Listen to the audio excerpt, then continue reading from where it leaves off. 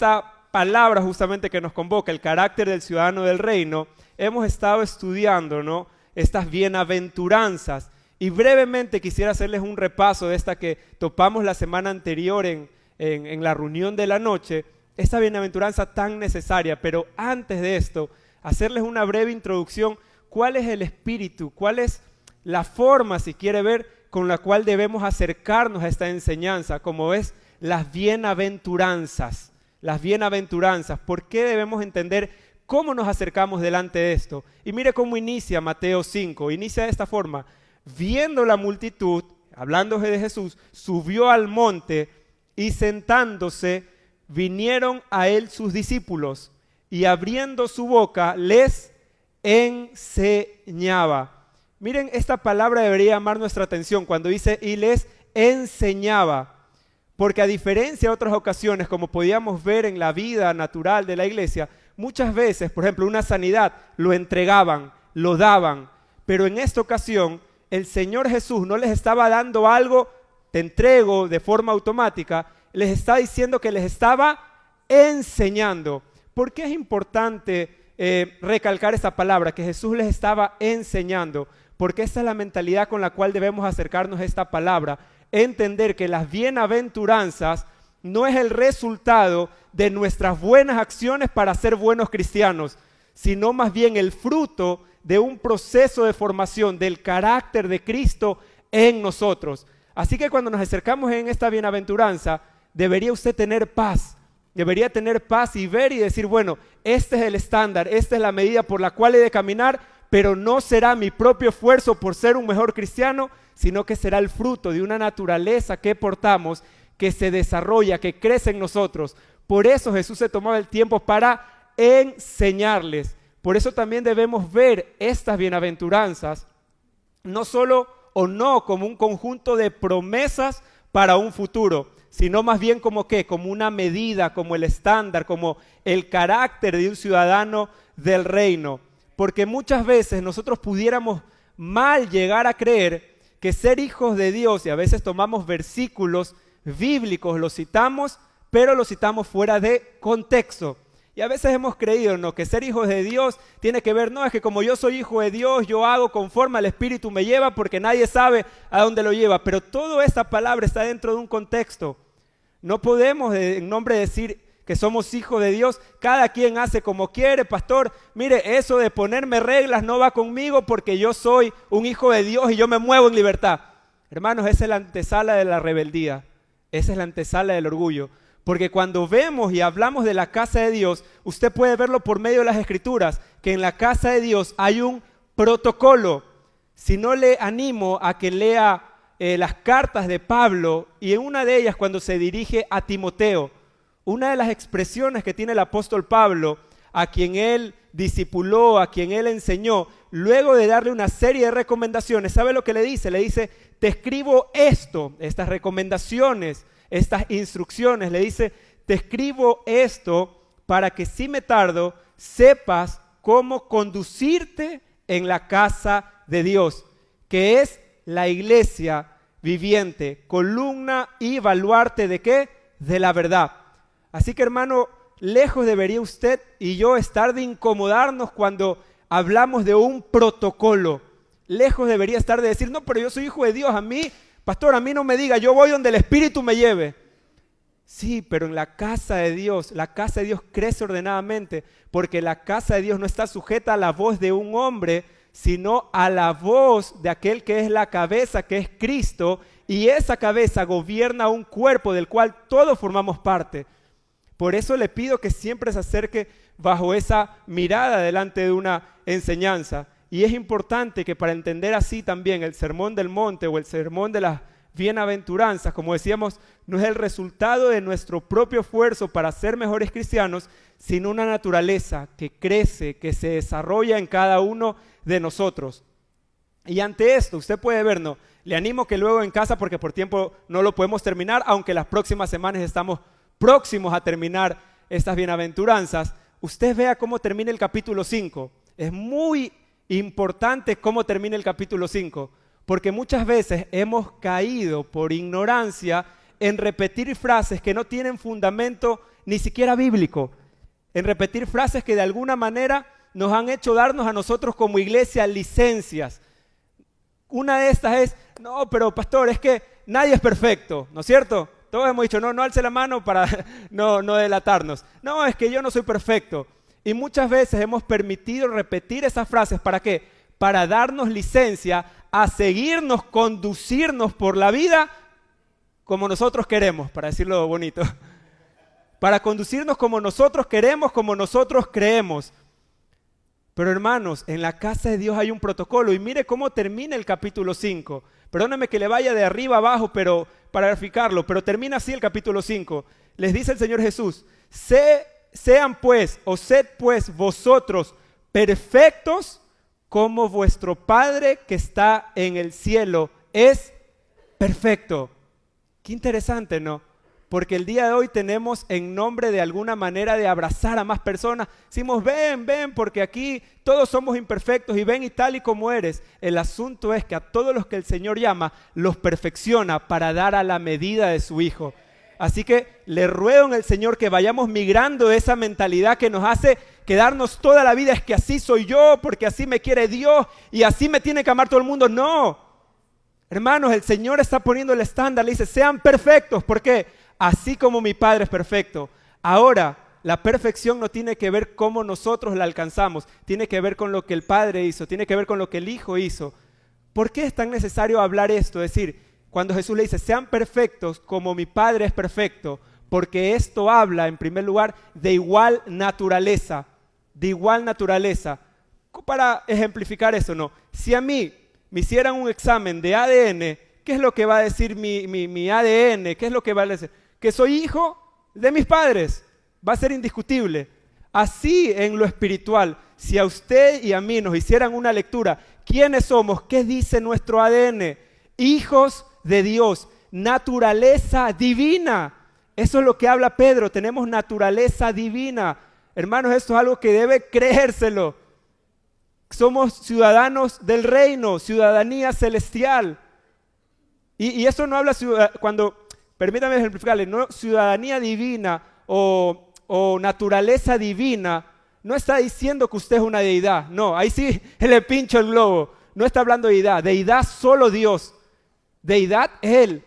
Pero naturaleza divina habla que somos igual a nuestro Padre, de la misma naturaleza, de la misma sustancia, de tal manera que usted, este sermón de las bienaventuranzas, no es algo imposible de lograr, es algo plenamente posible porque nos ha sido dado su naturaleza, la naturaleza divina. ¿La naturaleza de qué? De hijos de Dios.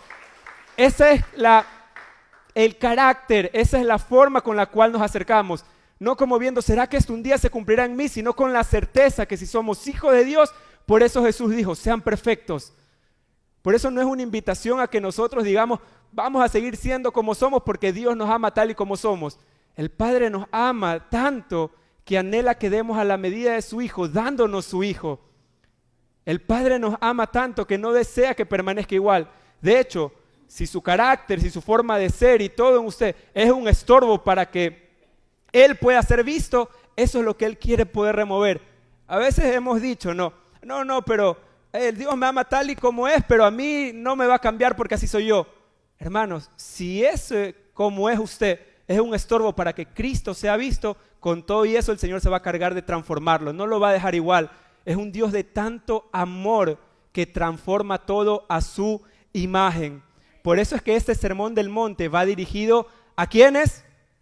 A hijos, a los hijos de Dios. Este sermón del monte no va dirigido a pecadores que intentan ser santos. Va dirigido a hijos que están siendo perfeccionados, porque habla de igual naturaleza. De tal manera que usted mentalícese, aquellos que hemos nacido de Dios, de voluntad de Dios, no somos pecadores que luchamos para ser santos, somos hijos de Dios que estamos siendo perfeccionados.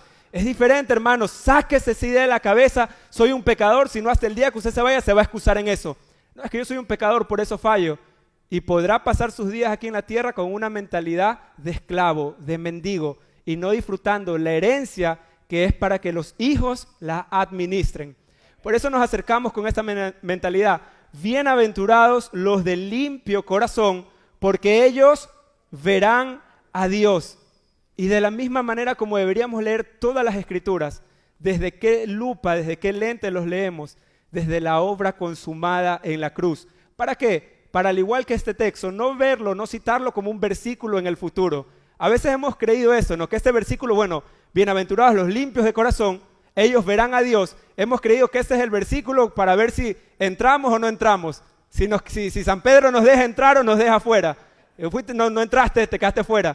Hermanos, no citemos este versículo en el futuro para algún día, porque el Señor lo está contextualizando en una verdad presente.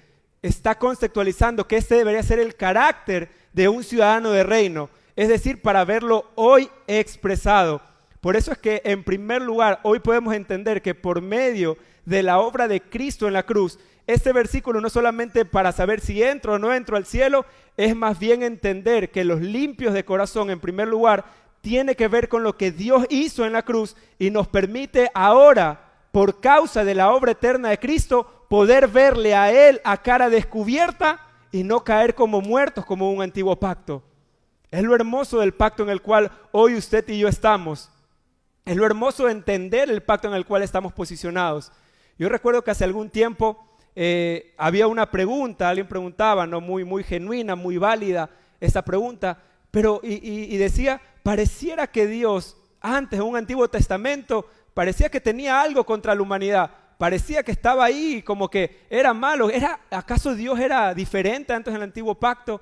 No, hermanos, no se equivoque, dice la palabra, Jesucristo es el mismo ayer, hoy y siempre. Y Dios es Dios de toda gracia, tanto en el nuevo pacto como en el viejo pacto.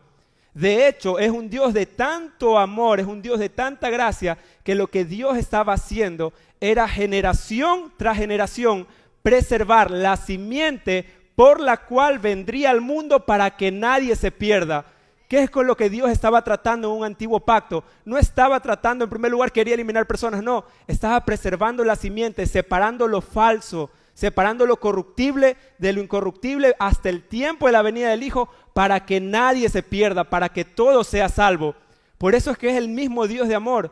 No crea que Dios recién tuvo amor después de la cruz. Es el mismo Dios de amor, siempre haciendo algo, preservando la simiente por la cual vendría el Hijo de Dios, por la cual vendría la salvación. Por eso es que el velo fue rasgado y por eso hoy podemos acercarnos a Él. Usted recuerda, ¿no? En un antiguo pacto, ¿quiénes son los que podían acercarse al lugar santísimo, ¿no? El lugar donde la presencia de Dios descendía, se hacía real. ¿Quiénes se acercaban? El sumo sacerdote, ¿no? Y no se acercaba siempre, se acercaba a una época determinada del año y para eso él tenía que hacer todo un ritual de purificación. De hecho, mire lo que dice Hebreos 9. Pero solo el sumo sacerdote entraba en el lugar santísimo y lo hacía una sola vez al año y siempre ofrecía sangre por sus propios pecados y por los pecados que el pueblo cometía por ignorancia. Es que nuestra antigua condición, nuestra vieja naturaleza nos impedía acercarnos a Dios. ¿Sabe de hecho qué dice la palabra? A veces nosotros también caemos en frases como esta, no, pero nosotros éramos buenas personas, éramos buenitos, no. Hermano, ¿sabe lo que dice la Escritura? ¿Cuál era nuestra condición antes de enemigos de Dios? Enemigos de Dios. Estábamos separados de su gloria, destituidos, éramos pecado, de tal manera que todas nuestras acciones no podían dar a la medida. De hecho, la Escritura lo dice, todas las acciones, toda la justicia del hombre era como trapo de inmundicia. Pero lo hermoso de este pacto, que Él llega precisamente, no viene a mejorar al hombre, no vino a hacer una actualización del viejo hombre. El Señor no vino a mejorar a Adán, porque Adán no tenía redención. El Señor vino a darnos una nueva vida, una nueva naturaleza, desde la cual ahora podemos acercarnos confiadamente, porque no se trata en primer lugar de lo que yo pueda hacer para acercarme a Él, sino de lo que Él hizo soberanamente para que podamos acercarnos confiadamente al Señor. Eso es la obra de la cruz. Y vaya conmigo, sin descuidar, Mateo 5. Póngale un separador, póngale una pluma, póngale algo, pero vaya conmigo rápidamente a Ezequiel 36. Ezequiel capítulo 36. Miren qué hermoso es poder leer esta porción de la Escritura. Ezequiel es un libro altamente profético, ¿no? En Ezequiel usted puede ver que habla de la futura gloria de Israel, habla de la futura restauración de Israel, habla de la futura gloria del templo, pero aquí es importante. Miren este contexto que le estoy dando. Es un libro profético. ¿Qué es lo que Ezequiel estaba viendo? En primer lugar, no está hablando de la Israel geográfica, de una Israel físico, sino de la Israel espiritual. Estaba hablando de la nación que nace de Dios. Entonces, cuando usted lea esto, no solo lea, por favor, a ver Israel, en qué momento del tiempo es restaurado, a ver, ya tienen una nación, les asignaron. No solo lea de manera lineal. Entienda que lo que Ezequiel estaba viendo era algo mucho mayor. Era la Israel espiritual, la nación que nace de Dios. Por eso es que también cuando habla del templo que iba a ser reconstruido y luego usted ve un templo que intenta la historia y no se levanta, era porque estaba hablando de un templo espiritual, de la casa de Dios. Por eso es importante entender, hermanos, todo lo que Dios edifica, ¿sabe cuál es la garantía? El sello de Dios tiene garantía de eternidad. Tiene garantía de eternidad. Y así es como nos acercamos a entender esta porción de Ezequiel. Pero es interesante, ¿no? Porque cómo inicia este capítulo, empieza a detallar cuál es la condición en la cual Israel se encontraba. ¿Cuál era la condición? Y esta condición no era necesariamente o no era más bien lo que debería ser el carácter de un ciudadano de reino. De hecho, cuando se acerca a través de estas palabras, a través del profeta Ezequiel, se encuentra con una condición de un pueblo con una conducta bastante reprobable, bastante reprochable es la palabra. Se encuentra con una conducta bastante ajeno a la naturaleza de Dios. Y de hecho, ustedes pueden ver, si leen todo el capítulo, cómo el Señor aún les dice, aún su conducta, aún su forma de proceder, me es repugnante. Miren cómo se había desviado el corazón del pueblo, que le era repugnante la conducta, la forma de andar. Pero más adelante, cuando usted sigue bajando en la lectura, se va a encontrar con una parte hermosa. Toda la Escritura es hermosa, pero se va a encontrar con uno de esos pero hermosos del Señor, que les dice, pero por causa de mi nombre iba a ser algo nuevo. Ahora la pregunta es, ¿qué es esto? Que a pesar de que Israel se encontraba en su forma de ser, en su forma de conducirse, de una manera reprochable, de una manera en la cual no estaba dando la talla, ¿qué es lo que el Señor ahora le dice? Que por causa de mi nombre, soberanamente decido hacer. ¿Qué es esto lo que él iba a decidir hacer o había decidido hacer desde la eternidad? Por causa de su nombre, avance conmigo hasta Ezequiel, capítulo 36, versículo 34. Miren qué es lo que el Señor iba a hacer soberanamente a pesar de. ¿Tiene el verso 24? Vamos. Yo los recogeré de todas las naciones y países y los traeré de vuelta a su tierra.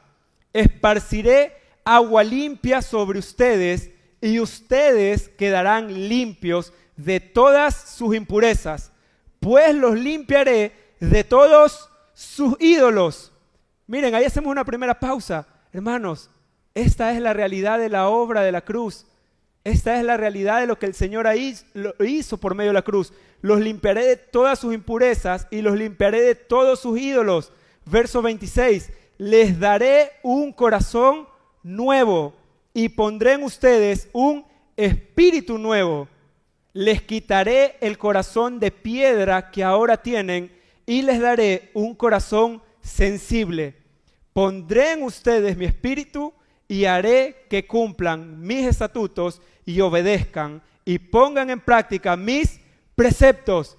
Hermano, le tengo una buena noticia. Esta palabra no es en un futuro lejano, no es en un futuro los próximos 2000, 3000 años. Esta palabra fue cumplida por medio de Cristo Jesús, nuestro gran sumo sacerdote. De tal manera que esta palabra se hace completamente real y por eso podemos ver a la iglesia del Señor reunida. Esta palabra tiene cumplimiento ¿en quién? En Jesús. Él es el cumplimiento de esta palabra.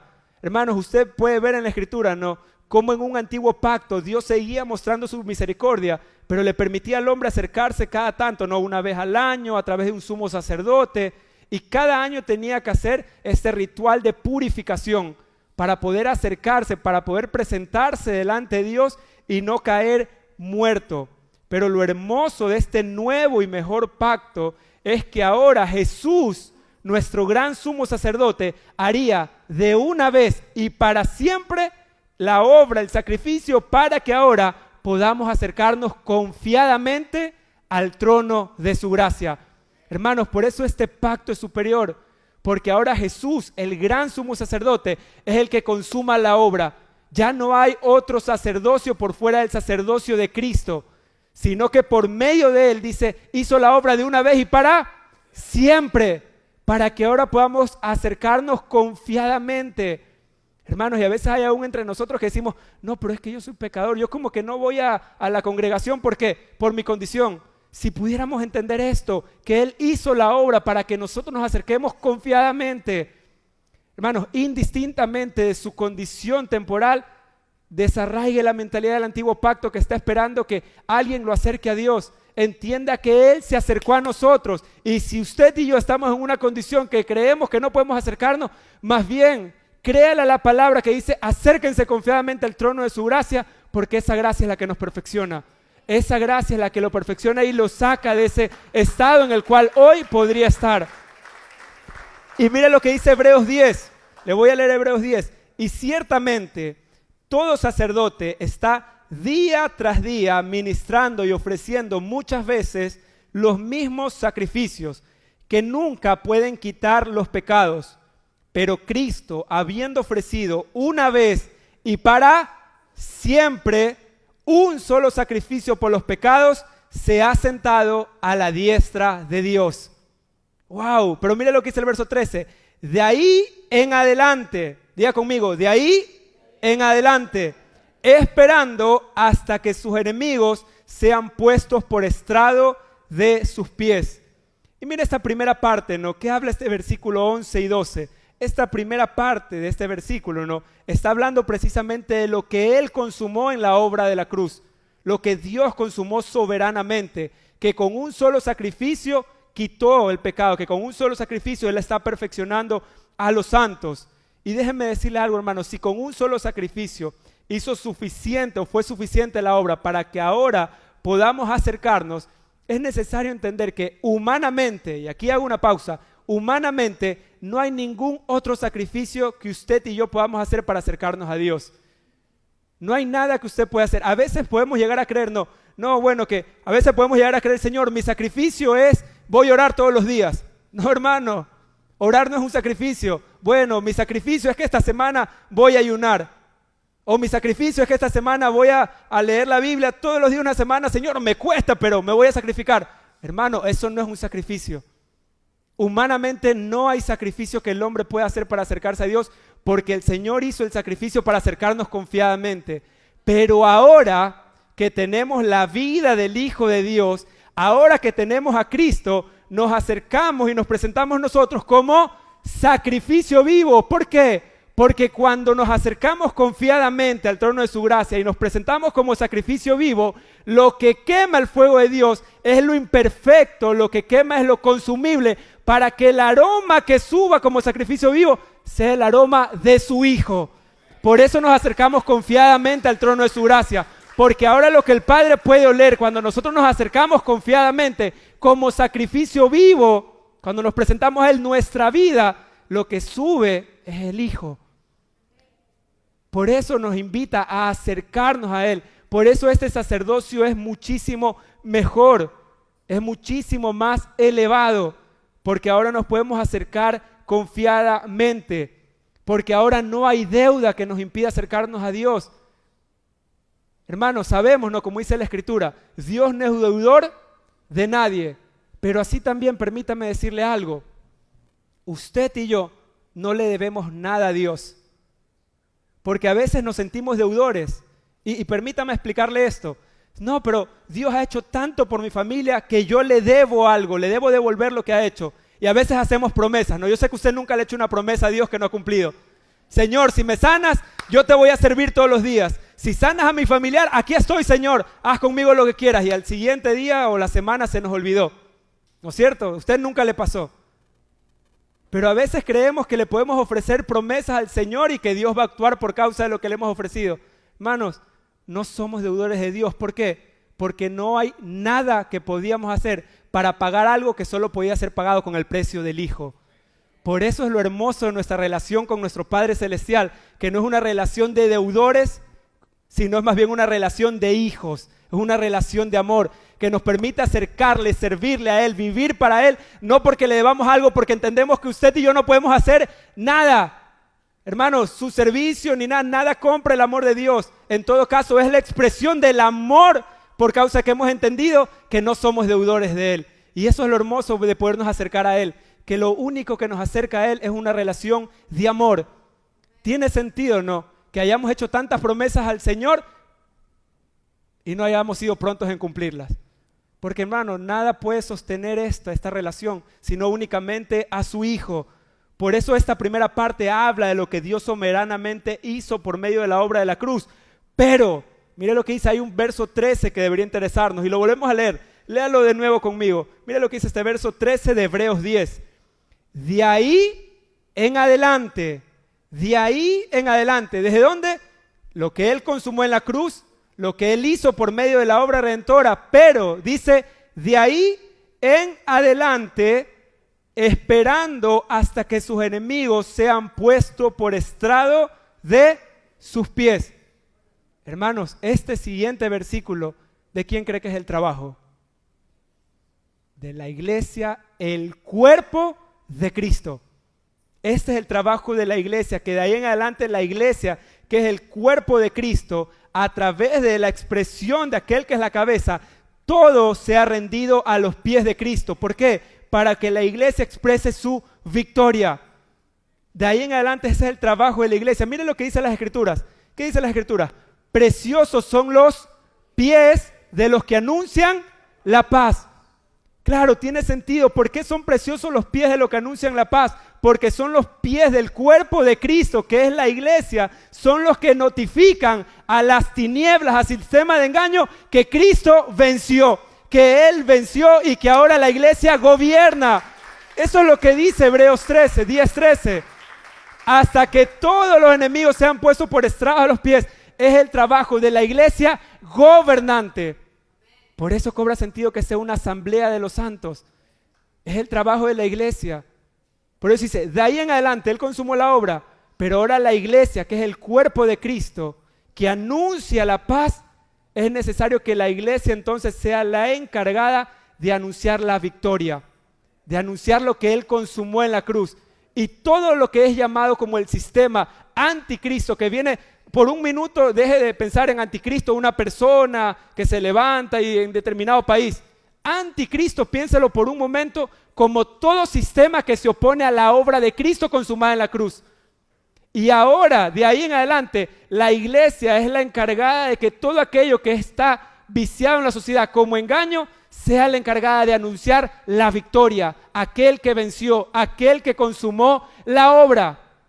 El trabajo y la operación de la iglesia, el cuerpo de Cristo. Y miren, detallamos rápidamente para avanzar a la siguiente bienaventuranza. Es lo que está hablando, decíamos también Ezequiel. Esparciré agua limpia en ustedes, los limpiaré de sus ídolos, les daré un nuevo corazón. Siempre vea esto, ¿no? La figura del agua. ¿Cuál es la figura del agua? Muchas veces vemos en la Escritura, ¿no? Es esta figura de purificación, de limpieza. Usted recuerda la escena, ¿no? Del Génesis y el diluvio. ¿Qué significaba el agua sobre la tierra? La estaba limpiando, la estaba purificando. Y todo lo que fue hallado en el arca fue preservado. Figura de Cristo. Así es esta agua limpia que Él ha traído en nuestra vida. Así es nuestro bautismo en Cristo. Así es nuestro bautismo. Nuestro bautismo en Cristo es mucho más profundo que bajar y descender de las aguas naturales. Y dicho sea de paso, nos han preguntado mucho, pastor, ¿y cuándo hacemos el próximo bautizo? También, no es que no hay bautismo, no vamos a bautizar en agua. También, de hecho, si usted está interesado en hacerlo, hacemos una pausa, anótese, pregúntese a cualquiera de los pastores para ver cuándo es los próximos bautismos. Pero queremos hacer algo, o decirles, explicarles esto. Nuestro bautismo en Cristo es mucho más profundo que solamente bajar y subir del agua. Es mucho más profundo. ¿Por qué? Porque todo aquello que es sumergido en Cristo, cuando nace o sale de esas aguas, no vuelve a ser igual. Tal vez en lo natural puede lucir algo así. Baja un ratito y sube. Pero en lo espíritu, sumergirnos en Él, tiene que ver con bajaste y ahí te quedaste. Ahí sales. ¿Por qué? Porque ese viejo hombre tiene que morir todos los días. Tiene que permanecer sumergido para que todos los días sea la expresión del resucitado. Para que todos los días se pueda ver al Cristo glorificado. Por eso, si bien en el agua natural puede ser que suba y baje, en el espíritu se quedó ahí el viejo hombre. Se quedó ahí sumergido para que solo pueda ser la expresión de un Cristo glorificado, de puede ser esa nueva vida. Por eso dice, esparciré agua limpia. Agua limpia, Él nos purifica para no volver a salir igual. Eso tiene que ver con este nuevo nacimiento, del cual ahora participamos de la sustancia de Dios. Así también, ¿qué hace esta obra? Mire, los limpiaré, dice, de todos sus ídolos. ¿Cuántos tienen ídolos aquí? Está atento. Los limpiaré, y ahí van a armar una que otra mano. Los limpiaré de todos sus ídolos. Hermanos, un ídolo no es solamente una estampita, una figura de cerámica. Un ídolo no es solamente una figura de arcilla, de barro, como queramos llamarle. Un ídolo es todo aquello que se levanta en el corazón, escucha eso, toda imagen que se levanta en el corazón y nos impide ver a Cristo y nos impide expresarle a Él. Un ídolo es toda imagen que podemos levantar en nuestro corazón que nos impide ver al Señor. De tal manera que un ídolo puede ser mi trabajo. De tal manera que un ídolo puede ser mi familia, pueden ser mis hijos. Un ídolo puede ser lo que yo he construido, si yo me lo gané con el sudor de mi frente. Y a veces hemos creído, no, nosotros no somos idólatras. Eso para los otros. Hermanos, un ídolo es todo lo que está impidiendo en nuestro corazón que Él pueda ser visto y todo a lo cual nosotros rendimos adoración. ¿Qué es adoración? Usted puede decir, no, yo no me pongo a hacerle así a mi familia, a nadie. ¿Qué es adoración? Es obediencia. ¿A quién obedecemos? ¿A quién estamos obedeciendo? Todo lo que nuestro corazón adora, todo lo que nuestro corazón obedece por fuera de la voz del Señor es un ídolo. Es un ídolo. ¿Y dónde se levanta un ídolo? Por eso dice, los limpiaré de todos sus ídolos. Por eso nos dice, los limpiaré de toda imagen que esté grabada en sus corazones, que no sea mi imagen. Y hay una buena pregunta, sería, bueno, ¿dónde nace un ídolo? ¿Dónde cree que nace un ídolo? Un ídolo precisamente nace en un corazón vano, en un corazón vacío de Dios. Ahí es donde nace un ídolo, donde hay vanidad de corazón. ¿Cuánto poder tiene un ídolo en nuestra vida? Cuánto poder nosotros le hayamos entregado en nuestro corazón. Porque de hecho la Escritura, ¿sabe lo que dice la Escritura de los ídolos? Usted lo puede leer en la Escritura. Un ídolo nada es. Interesante esta Escritura. Usted lo puede ver en el Antiguo Testamento. Porque un ídolo nada es. ¿Por qué? Porque un ídolo no tiene sustancia. Un ídolo solamente tiene la capacidad de ser algo cuanto espacio le hayamos entregado en nuestro corazón. Pero delante de Dios, Dios dice, un ídolo nada es. De tal forma que a Dios no le sorprende los ídolos, sino que anhela que su imagen crezca en nosotros para que esa nada sea nada en nosotros y nos impida seguir viéndole a Él. Y mire, les daré un nuevo corazón. Qué importante es hablar eso, porque desde ahí, desde este nuevo corazón, es donde emana la vida. Desde ese nuevo corazón es donde asimilamos la vida eterna. Sin un nuevo corazón sería imposible percibir lo que pertenece a la eternidad. Sin un nuevo corazón podría haber oído de un Dios, pero jamás llegarle a conocerle a Dios. Es diferente oír de Dios todos los días a conocerle a Él. Pero un nuevo corazón nos va a permitir conocerle. Un nuevo corazón nos permite amar lo que Dios ama. Sin un nuevo corazón, hermanos, es imposible amar lo que Dios ama. ¿Cómo le explicamos a alguien, pon tu otra mejilla al que te dé? Solamente el amor de Dios, amar lo que Dios ama. ¿Cómo amamos a alguien que no conocemos? ¿Cómo amamos a alguien que nos encontramos por primera vez en la vida en la calle? ¿Cómo lo amamos? Si no fuera por causa de un nuevo corazón que ama lo que Dios ama, Y Dios ama su diseño, Dios ama su creación. Por eso envió a su Hijo. De tal manera amó Dios al mundo que dio a su Hijo. Es el diseño del amor de Dios. Sin un nuevo corazón, ¿podría usted tener signos vitales? Mire, si la persona que está junto a usted está viva, si tiene signos vitales, sin un nuevo corazón podríamos tener signos vitales, pero estar como muertos. Un nuevo corazón es la base de operación de esta nueva vida. Y esto es lo que Ezequiel estaba viendo. Estaba viendo a través de esos textos la obra consumada de la cruz. Estaba viendo esto. Ahora, ¿cómo conservamos el corazón limpio? Porque dice, bienaventurados los limpios de corazón, porque ellos verán a Dios. Y hermanos, eso es una doble vía, como una calle de doble vía. Bienaventurados los limpios de corazón, porque ellos verán a Dios. Porque ya vimos, no se trata esto el versículo cuando vaya al cielo, si lo voy o no lo voy a ver, porque se trata en primer lugar de lo que Él hizo, sino es una doble vía, que lo pueda ver y que lo puedan ver a través de mí. Que lo pueda ver y que lo puedan ver. Nuestro corazón se mantiene limpio, sencillo, poniendo por obra su palabra, por medio de nuestra adoración. De nuevo, ¿qué es nuestra oración? Por medio de nuestra obediencia. ¿Cuál es la voz a la cual obedecemos? ¿Cuál es la voz a la cual estamos rindiendo nuestra adoración? Eso es lo hermoso que podemos ver. Y el verso 27, pondré mi espíritu y haré que cumplan mis estatutos y que obedezcan y pongan en práctica mis preceptos. Mira, esto es descanso para la iglesia nuevamente, porque nunca se trató de lo que yo pueda hacer para, a ver, ¿cómo soy un buen cristiano? Hermano, si usted algún día viene a nosotros para pedirnos consejos, ¿cómo soy un mejor cristiano? ¿Cómo oro? Yo creería que difícilmente le podamos decir cómo serlo, porque Dios no espera que usted sea ni siquiera como Jesús. Esa es la frustración básica de los cristianos y todos hemos pasado ahí. ¿Cómo soy? ¿Cómo? Hermanos, Dios no quiere una vida de apariencias, que aparente ser como. Él quiere es que nosotros podamos ser esos hombres que están sumergidos para que ahora haya la expresión de un nuevo hombre, que es la expresión de Cristo aquí en la tierra. De tal manera que su trabajo y mi trabajo no es parecernos a Él o tratar de ser como, sino expresar a aquel que nos habita, expresar la vida del Hijo de Dios. Por eso esta es la palabra, dice, es su espíritu, es decir, es su capacidad en nosotros la que nos permite cumplir con sus preceptos. Es imposible poder cumplir sus preceptos si no nos hubiese dado su espíritu, si no nos hubiese dado su vida, si no nos hubiese dado su capacidad. Por eso es que la única vía en la cual podemos ver y darlo a conocer a Él es nuestros corazones limpios, un corazón que guarda su palabra. Hermanos, ¿y cómo sabemos que estamos viendo a Dios? No, pero pastor, yo quiero saber si estoy viendo a Dios. No, usted puede recordar, en un antiguo pacto era la nube, era el fuego, era la Shekinah, era la gloria temporal. Pero todas estas expresiones eran temporales. Ahora, hermanos, si usted se pregunta, ¿cómo sé que estoy viendo a Dios? ¿Cómo sé que estoy viéndole a Él? Porque estamos viendo su gloria y su gloria es Cristo.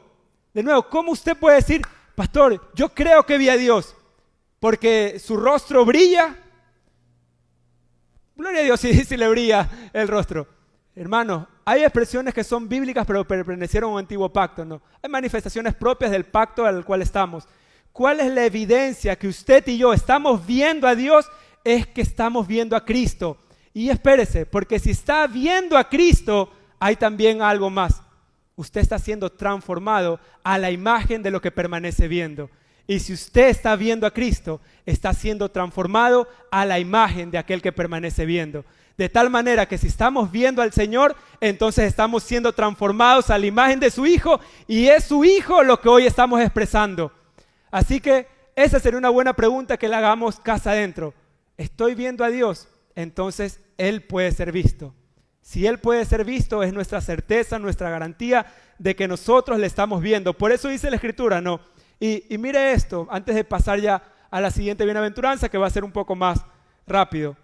Usted recuerda esta oración de Jesús en Juan 17. Entre esta oración que Él hace, ¿no? Hay una parte muy importante que Jesús le dice o hace cuando está orando con su Padre. Le dice, Padre, la gloria que me diste, yo les he dado a ellos. Mire, esto debería llamar mucho nuestra atención. Padre, la gloria que me diste, yo les he dado a ellos. Dios no tenía un problema ahí de identidad, Dios no tenía un problema, o Jesucristo, el Hijo, no tenía un problema, no, de egoísmo en su corazón. Él suelta esa expresión, la gloria que me diste yo les he dado a ellos, para que sean ellos uno, y así me glorifiquen, tú en mí y yo en ti. Es decir, Él nos ha dado su gloria. Jesús lo dijo, la gloria que me diste yo les he dado. Es decir, tenemos su gloria. Y ahora, tenga esta imagen, ¿no? Jesús dijo que nos ha dado su gloria. Y un versículo muy conocido por todos nosotros. 2 Corintios 3:18. Vaya conmigo ahí un segundo, porque quiero que lo cite.